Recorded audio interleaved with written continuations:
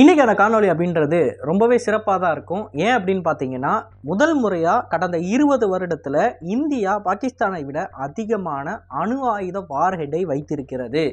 இதை 2024 அப்படின்ற இந்த வருஷத்தோட ரிப்போர்ட்டாக வெளியிட்டிருக்காங்க. சரியாக சொல்லணும் அப்படின்னா 172 வார்ஹெட்ஸ் வெளியே தெரிகிற வார்ஹெட்ஸ்.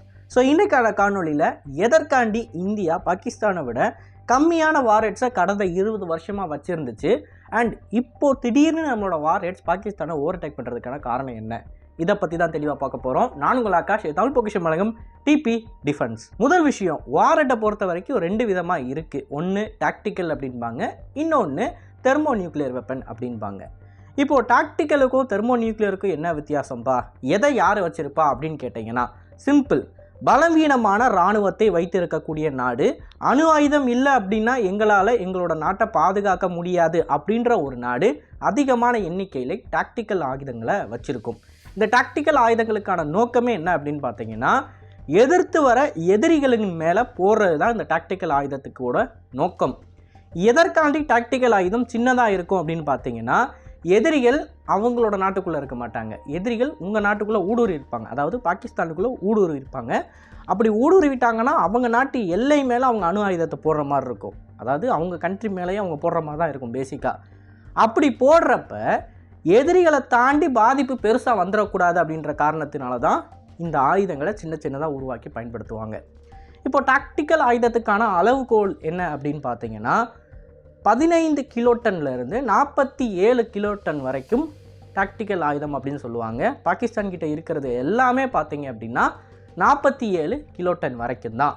நீங்கள் பாகிஸ்தான் இராணுவத்தோட அந்த நியூக்ளியர் ஸ்ட்ராட்டஜி டாக்ட்ரின்னு ஒன்று இருக்கும், இதை நீங்கள் எடுத்து பார்த்தீங்க அப்படின்னா அதில் ஓப்பனாகவே சொல்லியிருப்பாங்க, இந்திய இராணுவம் அளவில் மிகப்பெரியது, அவங்களோட எங்களால் சாதாரணமாக சண்டை போட்டு ஜெயிக்கவே முடியாது.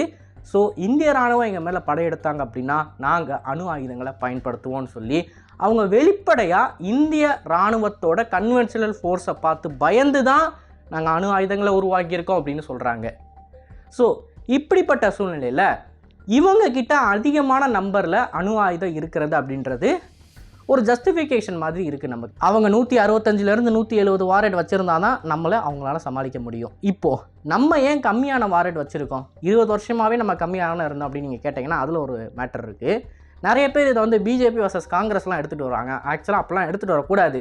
பிஜேபி காங்கிரஸுக்கும் இதுக்கும் சம்மந்தமே கிடையாது. இந்தியாவோட நியூக்ளியர் டாக்ட்ரின் வந்து முன்னாடி முடிவு பண்ணப்பட்டது, அந்த டாக்ட்ரின் படி தான் நம்ம இந்த எண்ணிக்கையை மெயின்டைன் பண்ணிக்கிட்டு இருக்கோம். இது எந்த அரசாங்கம் வந்தாலும் சரி மாறக்கூடிய விஷயம்லாம் கிடையாது.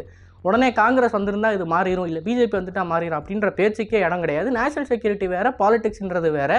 நிறைய விஷயங்களில் ரெண்டுத்தையும் நீங்கள் மிக்ஸ் பண்ணாதீங்க. மிக்ஸ் பண்ணக்கூடிய இடங்களும் வரும், ஆனால் அதை தவிர எல்லாத்துலேயும் நம்ம மிக்ஸ் பண்ணக்கூடாது. இப்போ மேட்ருக்கு வருவோம்.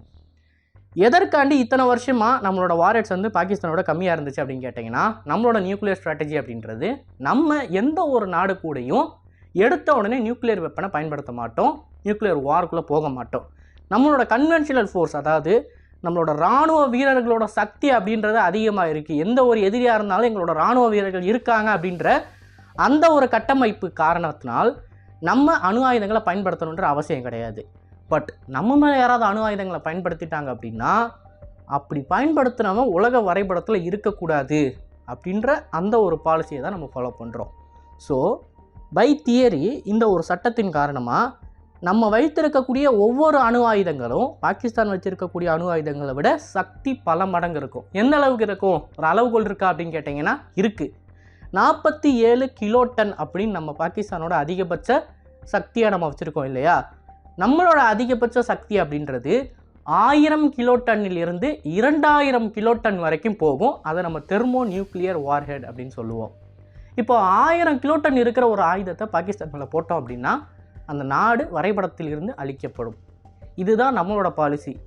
இப்படிப்பட்ட சக்தி படைத்த 47 கம்பேர் பண்ணி பாருங்கள், அதை விட 20-30 மடங்கு அதிக பவர்ஃபுல்லான பாம் நம்மகிட்ட இருக்கிறதுனால நம்ம அவங்கள கம்பேர் பண்ணுறப்ப கம்மியான அளவுக்கு தான் அணுகுண்டுகளை வச்சுருந்தோம். எந்த அளவுக்கு அப்படின்னு பார்த்தீங்கன்னா, நம்ம பாகிஸ்தானை வரைபடத்திலிருந்து அழிக்கிறதுக்கு வெறும் 30லேருந்து 40 வார்ஹெட் போதும், தெர்மோ நியூக்ளியர் வார்ஹெட். அப்போ மிச்சம் உள்ள வார்ஹெட்டெல்லாம் யாருக்கு அப்படின்னு பார்த்தீங்கன்னா எதிரியான சீனாவுக்கு. ஸோ 2 கண்ட்ரிக்கும் சேர்த்தே நம்ம 165 வார்ஹெட் தான் மெயின்டைன் பண்ணிக்கிட்டு இருக்கோம். ஏன்னா இது எல்லாமே தெர்மோ நியூக்ளியர் வார்ஹெட். இதுதான் கான்செப்ட். இந்த கான்செப்டை புரிஞ்சுக்கிட்டோம் அப்படின்னா இப்போ உங்களுக்கு வந்து தெளிவாக தெரிஞ்சிருக்கும் எதற்காண்டி நம்ம கம்மியான வாரடை உருவாக்கி வச்சுருந்தோம் அப்படின்னு. ஓகே, இப்போது திடீர்னு ஏன் நம்ம அதிகமான வாரடை உருவாக்கியிருக்கோம்? கரண்ட்டாக பார்த்தீங்க அப்படின்னா பாகிஸ்தானோட அதிகமாக நம்மக்கிட்ட தான் இருக்குது. எதற்காண்டி அப்படின்னு கேட்டிங்கன்னா அதோட முக்கிய காரணமே சீனா அப்படின்னு சொல்லக்கூடிய இந்த கண்ட்ரி அவங்களோட தேவைக்கு அதிகமான வாரடை சேர்த்து வச்சுக்கிட்டு இருக்காங்க. இப்போது நம்ம எப்படி சொல்கிறோம், 2 எதிரி இருக்கா, அந்த 2 எதிரிக்கு இத்தனை வாரட் போதும் அப்படின்னு வச்சுருக்கோம். ஆனால் சீனா என்ன பண்ணுறாங்க அப்படின்னா நம்மளை மீறி அதிகமான அணு ஆயுதங்களை அவங்க உருவாக்க ஆரம்பிக்கிறாங்க. அவங்களோட எதிரிகள் அப்படின்னு சொன்னீங்கன்னா அதற்கு ஏற்கனவே அவங்கக்கிட்ட போதுமான அளவுக்கு ஸ்டாக் பைல் இருக்குது. ஆனால் அது எல்லாத்தையும் மீறி நாங்கள் இன்னும் 5 அல்லது 6 வருஷத்தில் 1000 வாரட்டை உருவாக்கிடுவோம் அப்படின்னு சொல்லி அந்த எண்ணிக்கை போய்கிட்டு இருக்காங்க. இப்போ நம்மளோட எதிரிக்கிட்ட 1000 வாரட் இருக்குது அப்படின்றப்ப நம்ம வெறும் 170 வாரட்டை வச்சு சமாளிக்க முடியாது. நம்மளும் அதுக்கேற்ற மாதிரியான ஸ்டாக் பைலை பில்டு பண்ணி ஆகணும். இப்போ நம்ம இப்படி பில்டு பண்ணோம் அப்படின்னா நம்மளோட எதிரிகளும் பில்டு பண்ணுவாங்க. இதற்கு பேர் தான் நியூக்ளியர் ஆர்ம்ஸ் ரேஸ். ஒரு கண்ட்ரி அதோட தேவைக்கு அதிகமாக ஆயுதங்களை உருவாக்குது அப்படின்றப்ப அதுக்கு பின்னாடி இருக்கிற இன்னொரு கண்ட்ரி, அதுக்கு பின்னாடி இருக்கிற இன்னொரு கண்ட்ரி அப்படின்னு சொல்லி இது ஒரு செயின் ரியாக்ஷன் மாதிரி ஆகி எல்லாருமே தேவைக்கு அதிகமான நியூக்ளியர் வெப்பன்ஸை உருவாக்க ஆரம்பிப்பாங்க. ஒரு டைமில் உலகத்தில் சோவியத் யூனியன் கிட்ட மட்டுமே 65,000 வாரட்லாம் இருந்திருக்கு. ஸோ அந்த மாதிரியான நிலைமை கூடிய சீக்கிரம் வந்துடும் அப்படின்னு சொல்லி எல்லோரும் எதிர்பார்த்துக்கிட்டு இருக்காங்க. பட் அந்த நிலைமைக்கெல்லாம் நம்ம பார்த்துக்கிட்டு நம்மளோட கண்ட்ரியோட நியூக்ளியர் ஆர்ம்டு வெப்பன்ஸை டெவலப் பண்ணுறதை நம்ம தடுத்து நிறுத்த முடியாது. நம்மளோட எதிரிகள் கிட்ட எவ்வளோ இருக்கோ அந்த எதிரியை சமாளிக்கிற அளவுக்கு ப்ரொபோர்ஷனேட்டான ஆயுதங்கள் நம்மக்கிட்டே இருந்தாகணும். அதன் காரணமாக தான் நம்மளோட வாரட்ஸோட எண்ணிக்கை அதிகமாக இருக்குது. இதற்கும் அக்னி 6க்கும் சம்மந்தம் இருக்குது அப்படின்னு நிறைய பேர் சொல்லுவாங்க. அந்த சம்மந்தத்துக்கான விளக்கத்தை நான் தெளிவாக சொல்கிறேன். இதுக்கு முன்னாடி நம்மளோட ஏவுகணைகளில் ஒரு வாரடை தான் வைக்க முடியும். 1.5 டன்லேருந்து 2 டன் அளவுக்கு ஒரு அணு ஆயுதத்தை நம்மளோட ஏவுகணைகளில் பொருத்த முடியும். அவ்வளவுதான். இப்போ 170 வாரடை சுமந்து கொண்டு செல்வதற்கு 170 ஏவுகணைகள் வேணும். ரேஞ்சை பொறுத்து அக்னி 1லேருந்து அக்னி 5 வரைக்கும் இருக்கக்கூடிய ஏவுகணைகளை நம்ம பயன்படுத்துவோம். ஆனால் அக்னி 6 அதாவது அக்னி 5யோட அப்டேட்டட் வேரியண்ட்னு சொல்லுவாங்க. இந்த அக்னி 6ஓட ஸ்பெஷாலிட்டி என்னன்னு பார்த்தீங்கன்னா MIRVன்னு சொல்லுவாங்க. இந்த MIRVயில் ஒரே ஏவுகணையில் நீங்கள் 10 வாரடை வைக்க முடியும். இப்போது ஒரு ஏவுகணையில் நீங்கள் 10 வாரடை வச்சிங்க அப்படின்னா 170 வாரடை சுமந்துட்டு போகிறதுக்கு வெறும் 17 ஏவுகணை போதும். அப்போது இந்த 17 ஏவுகணைகளை மட்டுமே வச்சுட்டு மிச்ச சிஸ்டம்ஸ் எல்லாத்தையும் நம்ம எதுக்கு உருவாக்கி வச்சுருக்கோம், அவர் மிச்ச சிஸ்டம்ஸ் எல்லாமே நமக்கு தேவையில்லை அப்படின்ற கட்டம் வரப்போ தான் இந்தியா என்ன பண்ணுது, அதுக்கிட்ட இருக்கக்கூடிய அணு ஆயுத ஸ்டாக் பைலை அதிகப்படுத்துது. நீங்கள் ஒரு விஷயத்தை தெளிவாக நோட் பண்ணிங்கனாலே உங்களுக்கு நல்லா தெரியும். இந்தியா கடந்த 10 வருஷமாக 1க்கும் மேற்பட்ட வாரடை சுமந்து போகிற மாதிரி எந்த ஒரு ஏவுகணையும் உருவாக்கலை. எப்போ உருவாக்குது அப்படின்னு பார்த்தீங்கன்னா நம்மளோட எதிரிக்கிட்ட அதிகமாக வாரட் இருக்கிறப்ப தான் உருவாக்குது. அதே சமயம் கிட்டத்தட்ட ஒரு 8 வருஷத்துக்கு முன்னாடியே இந்தியா ஏகப்பட்ட சேட்டலைட்டை விண்ணில் ஏவுது. அதாவது ஒரே ஒரு ராக்கெட்டில் இருந்து ஏகப்பட்ட சேட்டலைட்ஸை ஏவுது. அதில் வேர்ல்டு ரெக்கார்டை நம்ம தான் வச்சுருக்கோம். ஸோ இந்த MIRV தொழில்நுட்பமும் ஒன்று தான். ஒரே ராக்கெட்டை பயன்படுத்தி 1க்கும் மேற்பட்ட சேட்டலைட்டை விண்ணில் செலுத்துவதும் ஒன்று தான், கிட்டத்தட்ட ஒன்று தான். இதை பண்ண முடிஞ்சுன்னா அதையும் பண்ண முடியும். அப்போ 10 வருஷத்துக்கு முன்னாடியே நம்ம இந்த மாதிரி சிமிலர் கேப்பபிலிட்டியை உலகத்துக்கு காமிச்சிருக்கோம். அப்படின்றப்ப MIRV தொழில்நுட்பம் அப்படின்றது கண்டிப்பாக ஒரு 20 வருஷத்துக்கு முன்னாடி இருந்து இந்தியன் ஆர்சனலில் இருந்திருக்கணும். ஆனால் இது வரைக்கும் நம்ம டெஸ்ட் பண்ணலை. நம்ம எப்போ டெஸ்ட் பண்ணுறோம் அப்படின்னு பார்த்தீங்கன்னா சீனர்கள் அவங்களோட டாமினேஷனை உலகத்துக்கு காட்டணும் அப்படின்னு நினைக்கிறப்ப தான் நம்ம டெஸ்ட் பண்ணுறோம். தம்பி நீங்கள் உலகத்துக்கெல்லாம் போகாதீங்க, உங்களுக்கு பக்கத்துலேயே நாங்கள் இருக்கோம் அப்படின்னு. ஸோ இந்த கேப்பபிலிட்டிஸ் அப்படின்றத கால்குலேட்டிவாக நகர்த்தி கொண்டு போகிறாங்க. அதாவது உலகம் இப்போ இந்தியா தனது நியூக்ளியர் ஆர்ம்ஸ் ரேஸ் அப்படின்றது, அதாவது தன்கிட்ட இருக்கக்கூடிய அணு ஆயுதங்களை அதிகப்படுத்துது அப்படின்னா உலகம் அதை பயத்தோடு பார்க்காது, அதை ஒரு நல்ல விஷயமாக தான் பார்க்கும். ஏன் அக்னி 5ஓட டெஸ்ட் நடந்தப்போ கூட அமெரிக்காவில் இருக்கக்கூடிய நிறைய பேர் இந்தியாவுக்கு ஆதரவாக தான் பேசுகிறாங்க. ஏன்னா நம்மளோட ஸ்டெப்ஸ் அப்படின்றது அந்த அளவுக்கு கால்குலேட்டர் நடந்துக்கிட்டு இருக்கு.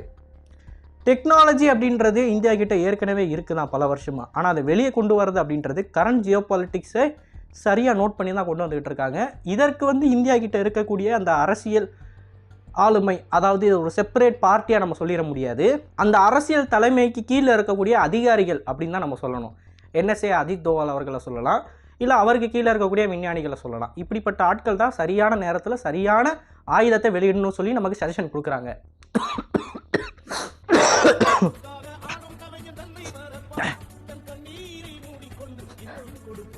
இப்போ கடைசியாக அவங்க எல்லாருக்கும் ஒரு கேள்வி எழும்பலாம், அப்போ இந்தியா கிட்ட எத்தனை அணு ஆயுதங்கள் தாண்டா இருக்குது அப்படின்னு. அதற்கான ஒரு பதில் யாருக்கும் தெரியாது அப்படின்றது. பட் உலகத்தில் இருக்கிற எல்லாருமே ஒரு விஷயத்த சொல்கிறாங்க, இந்தியா கிட்ட இருக்கக்கூடிய ஸ்டாக் பைல் அப்படின்றது கிட்டத்தட்ட சீனா கிட்ட இருக்கிற அளவுக்கு இருக்கும் அப்படின்னு. ஏன் அப்படின்னு பார்த்தீங்கன்னா, சீனர்கள் எப்போ அணு ஆயுதங்களை உருவாக்க தொடங்கினாங்களோ அப்பையிலேருந்தே நம்மளும் அணு ஆயுதங்களை உருவாக்கிக்கிட்டு இருக்கோம். அந்த வருஷங்களோட கால்குலேஷனை வச்சு பார்த்தீங்க அப்படின்னாலே உங்களுக்கு தெரியும், சீனா கிட்ட இருக்கிற அதே அளவுக்கு நம்ம கிட்டையும் இந்த நியூக்ளியர் வார்ஹெட்டோட, அதாவது வெப்பன்ஸ் கிரேட் யுரேனியம் அப்படின்னு சொல்லுவாங்க, அதுலேருந்து தான் வார்ஹெட் தயாரிக்கிறோம். அந்த வெப்பன்ஸ் கிரேட் யுரேனியம் வந்து சீனா கிட்ட எவ்வளோ இருக்குமோ அதே அளவுக்கு தான் நம்மக்கிட்ட இருக்கும் அப்படின்றது எல்லாரோட ஒரு பொதுவான கருத்து. பட் இந்த வெப்பன்ஸ் கிரேட் யுரேனியமை வார்ஹெட்டாக கன்வெர்ட் பண்ணியிருக்காங்களா, அந்த எண்ணிக்கை என்ன அப்படின்றது யாருக்குமே தெரியாது. சொல்ல முடியாது. இந்தியா கிட்ட 2000 அணு ஆயுதங்கள் கூட இருக்கலாம். ஸோ இந்த வீடியோவில் நான் சொன்ன கருத்துக்கள் பற்றி என்ன நினைக்கிறீங்க அப்படின்னு மறக்காமல் கமெண்ட்ஸில் மென்ஷன் பண்ணுங்க. அண்ட் கோல்டு இருக்கிற காரணத்தினால என்னால் சரியாக பேச முடியல, மெதுவாக பேசுகிறேன், கொஞ்சம் அட்ஜஸ்ட் பண்ணிக்கோங்க. மற்றும் ஒரு வீடியோவில் சந்திப்போம். நல்லதை இப்போ இருந்து நல்ல சமுதாயத்தை உருவாக்கும். நன்றி, வணக்கம்.